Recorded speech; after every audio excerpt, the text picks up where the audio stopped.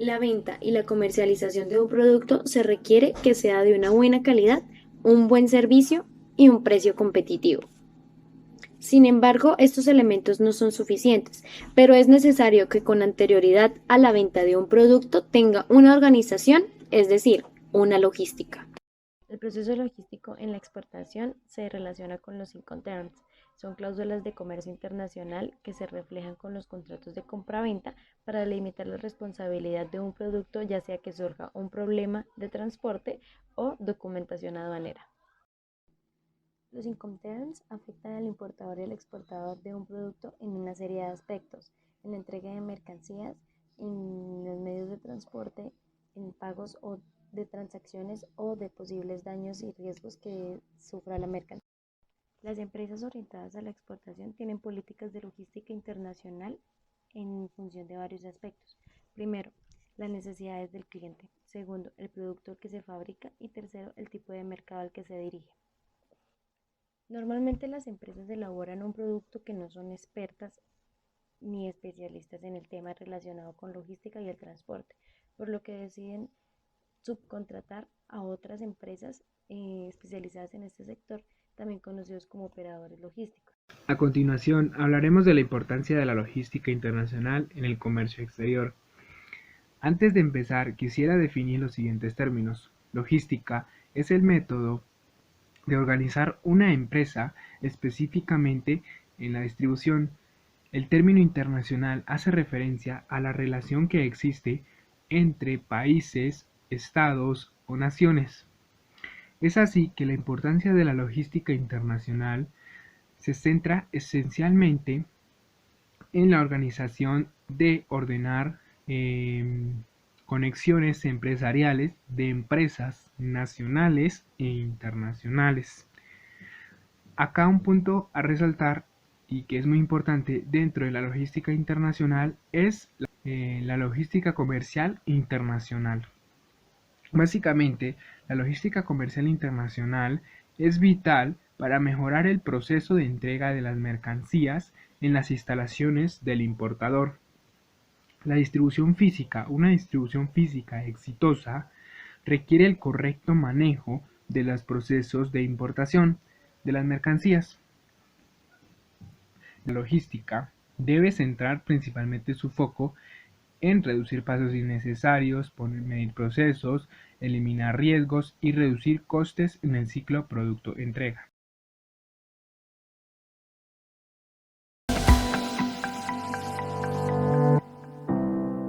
Y medios de transporte internacional. Los modos de transporte son los sistemas para la movilización utilizando el traslado de mercancías desde el punto de origen al punto de destino. Los medios de transporte son los diferentes elementos físicos que se utilizan en los modos para movilizar la mercancía. En primero está el terrestre. Esto es muy versátil por su velocidad frente a la capacidad para presentar servicios puerta a puerta, ya que ninguno de los otros modos lo tiene. Entonces acá tenemos los buses, que es para transportar pasajeros, y los camiones, que es para transportar mercancía. De segundas tenemos el aéreo. Se considera transporte aéreo a toda actividad cuyo fin sea el traslado de pasajeros a carga mediante una aeronave de un lugar a otro, y una característica es que esto es el modo más seguro de todos los modos de transporte, pero es uno de los más caros. El transporte marítimo puede trasladar personas o cosas como cargas sólidas, líquidas o gaseosas por mar de un punto geográfico a otro a bordo de un buque. Cargas peligrosas. Son todas aquellas mercancías y elementos que son de un riesgo para la salud y el medio ambiente. A lo largo de nuestra vida cotidiana consumimos a diario una gran cantidad de productos que podrían ser considerados como mercancía peligrosa. Por ejemplo, de este tipo de productos podrían ser medicamentos y productos fármacos, productos de limpieza o gases y carburantes como la gasolina o el carbón. Se clasifican en explosivos, gases, líquidos inflamantes, agentes oxidantes, sustancias tóxicas, corrosivos, radioactivos y varios. Iniciamos con los explosivos. Se consideran explosivos todas aquellas sustancias que poseen la capacidad de cambiar rápidamente el estado de sus moléculas de generalmente estado sólido a gas, provocando un estallido violento. Los gases. Los gases son considerados mercancías peligrosas debido a que se transportan bajo una alta presión que permite reducir su volumen de forma considerable, permitiendo el ahorro de espacio y almacenamiento. La fuerte presión a la que se someten los gases durante su transporte supone un riesgo muy elevado, ya que si este gas se libera de forma repentina, emite una fuerte presión pudiendo hacer estallar sus contenedores y causar numerosos daños. Líquidos inflamables. Hay una gran cantidad de líquidos que derivan mayoritariamente del petróleo, como puede ser la gasolina o el queroseno, que poseen un alto riesgo de inflamabilidad. A los derivados del petróleo se añaden otros líquidos de origen natural o artificial, como pueden ser los diferentes tipos de alcohol. El peligro de esta sustancia recae en la emisión de vapores que realizan. Agentes oxidantes. Son materiales con un alto contenido en oxígeno, por lo que suelen ser materiales con un alto componente reactivo. Estos materiales pueden reaccionar con otros materiales inflamables y empezar a arder unos minutos después. El elevado contenido de oxígeno provoca combustiones muy violentas y difíciles de extinguir, puesto que la combustión no requiere del oxígeno del aire para alimentar el fuego, ya que el propio cuerpo ya posee altas cantidades de oxígeno. Sustancias tóxicas e infecciosas. En este grupo encontramos dos subdivisiones, las cuales el primero corresponde a materiales tóxicos, que son los elementos químicos y venenosos que pueden ser gravemente perjudiciales para la salud humana y el medio ambiente. Y por segundo tenemos los infecciosos, que son, por norma general, son cargas que contienen varios agentes patógenos y virus que causan enfermedades e infecciones en los seres vivos. Algunos ejemplos de este tipo de cargas podrían ser cepas de virus como el ébola, la hepatitis o la rabia. Son todas aquellas sustancias que causan lesiones a todos los tejidos, normalmente vivos, con los que entra en contacto e incluso llegar a destruirlos. Por este motivo será de vital importancia evitar completamente el contacto con estos elementos y por supuesto evitar su ingesta o inhalación de los posibles vapores que pueda emitir, como lo es el ácido clorhídrico, el ácido nitrítico, el sulfúrico, fórmico, acetino concentrado. Los radioactivos son todos aquellos materiales que están formados por átomos inestables y que cambian su estructura de forma aleatoria y espontánea cada cierto periodo de tiempo. Esta inestabilidad atómica genera una radiación invisible que puede causar alteraciones en los estados químicos y biológicos de un cuerpo, lo cual puede llegar a causar daños irreparables en seres vivos que se exponen a fuertes radiaciones de forma prolongada. A continuación hablaremos del documento necesario para transportar el material radioactivo. Antes de ello, quiero hablar del responsable en hacerlo.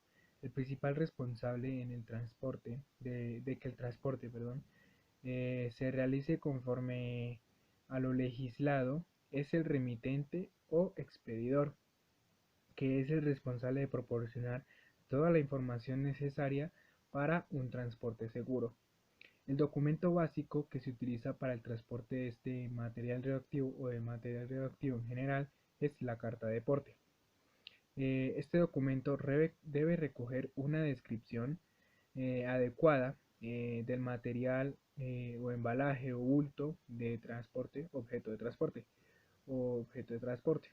El remitente debe asimismo declarar que la descripción es adecuada y que el embalaje, etiquetado, etcétera, es conforme con lo que él mismo ha dicho.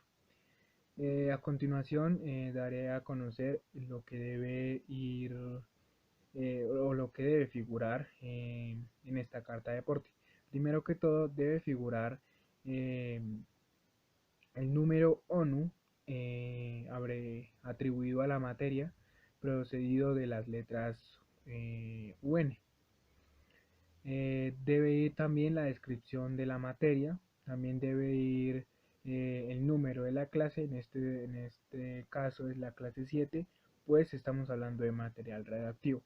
También debe ir la categoría del bulto, es decir, si es 1 blanca, 2 amarilla o 3 amarilla. El índice de transporte, esto solo es para las cargas de categoría 2 amarillas o 3 amarillas.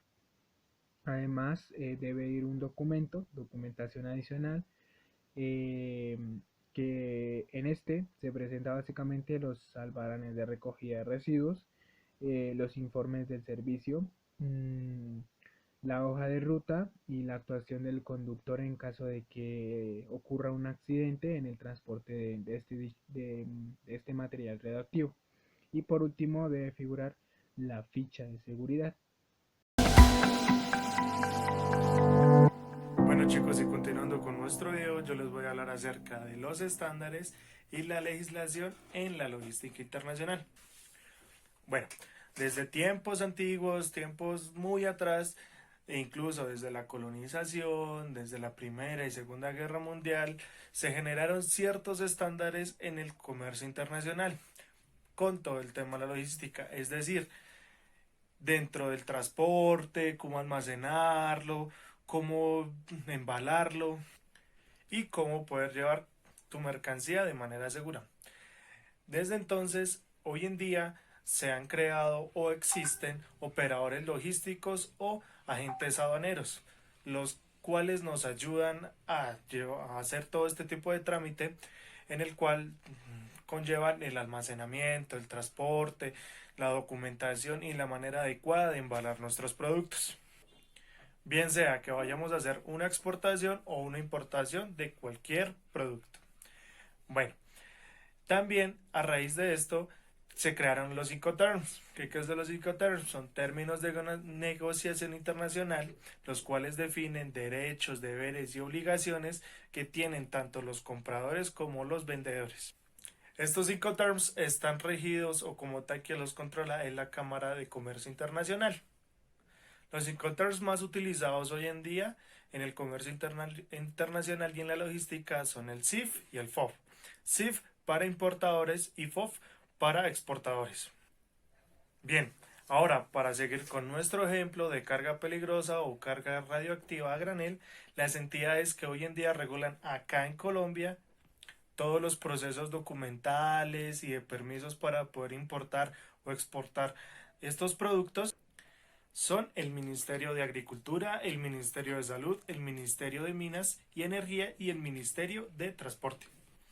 Estos ministerios son los encargados de regir, controlar y dar los vistos buenos para poder importar o exportar estos productos a granel de carga peligrosa de clase 7. Recordemos que aquí en Colombia hay 7 clases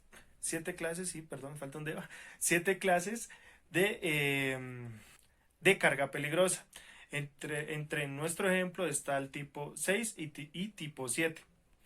Bueno muchachos, espero les haya gustado y sigue mi compañera Juliana. Tipos de embalajes. Los embalajes exceptuados son aquellos en donde el contenido radioactivo permitido es limitado a niveles tan bajos que los peligros potenciales son insignificantes y por lo tanto no requieren de pruebas a lo referente a la contención o integridad hermética. Un ejemplo común de un embalaje exceptuado es el embalaje postal usado para transportar productos radiofarmacéuticos para propósitos médicos.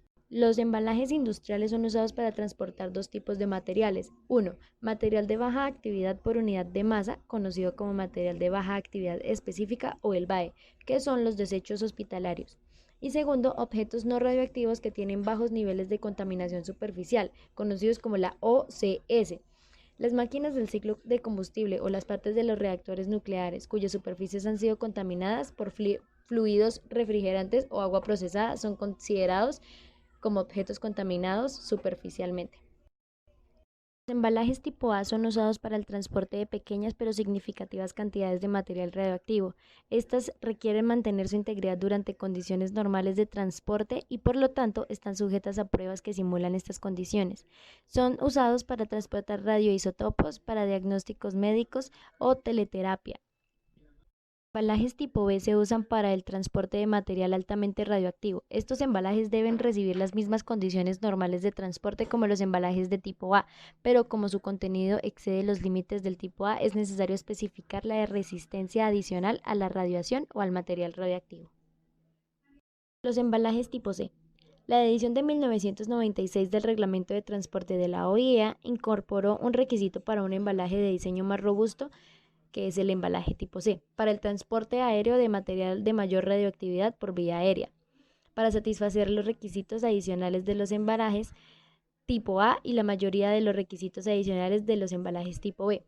Estos están sujetos a una serie de pruebas para medir su habilidad para resistir incidentes y accidentes de transporte. Este tipo de embalaje aún no ha sido desarrollado. Para poder transportar estas mercancías peligrosas, debe cumplir una serie de condiciones para así minimizar o eliminar el riesgo. Estos requisitos vienen regulados por una serie de acuerdos internacionales, depende del funcionamiento del medio de transporte que utilice, transporte de carretera, transporte marítimo, transporte aéreo o transporte ferrocarril. Cada una de las mercancías peligrosas deben tener colocado sobre la base una etiqueta de peligro que indique el riesgo que conlleva el transporte. El sistema viene etiquetado con el código ADR y RIT, que en este caso se basa en la calificación de mercancías peligrosas y que sean reconocibles a distancia. También se utilizan los paneles naranjas. El ADR es el transporte internacional de las mercancías peligrosas por carretera y para el paso de fronteras. El RIT es el reglamento que normaliza los transportes internacionales de ferrocarril de las mercancías peligrosas, y el código IMDG es aplicado en el transporte marítimo internacional.